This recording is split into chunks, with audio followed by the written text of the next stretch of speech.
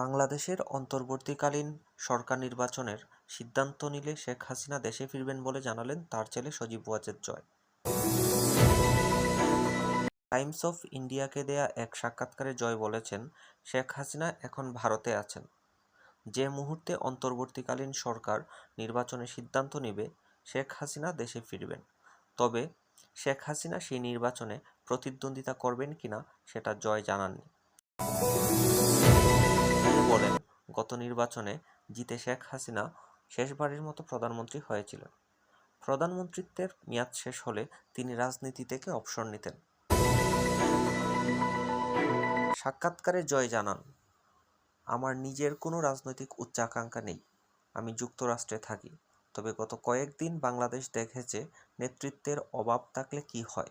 দলের জন্য আমায় সক্রিয় এবং সম্মুখভাগেই থাকতে হবে।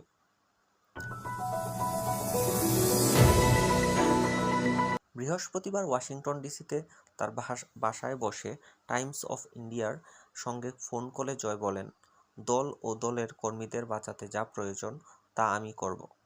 জয় আরও জানান, প্রয়োজনে যদি আমাকে রাজনীতিতেও আসতে হয় তাতেও পিছপা হব না।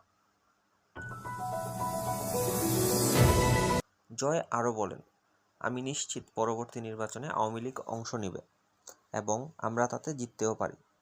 বাংলাদেশে আমাদের দলের সমর্থকরা সংখ্যায় সবচেয়ে বেশি।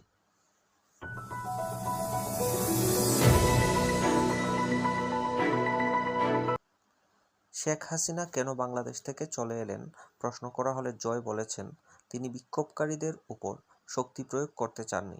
তিনি সেনা ও পুলিশকে বলেছিলেন প্রাণঘাতী শক্তি প্রয়োগ না করতে। যখন বিক্ষোভকারীরা মার্চ করে প্রধানমন্ত্রীর বাড়ির দিকে আসতে থাকেন, তখন তিনি ফোন করে আমাকে বলেন, আমি আমার হাত ছাত্রদের রক্তে রাঙা দেখতে চাই না। তারা যখন গণভবনের কাছে চলে আসে, তখন আমরা শেখ হাসিনাকে বাংলাদেশ ছেড়ে চলে যাওয়ার অনুরোধ করি।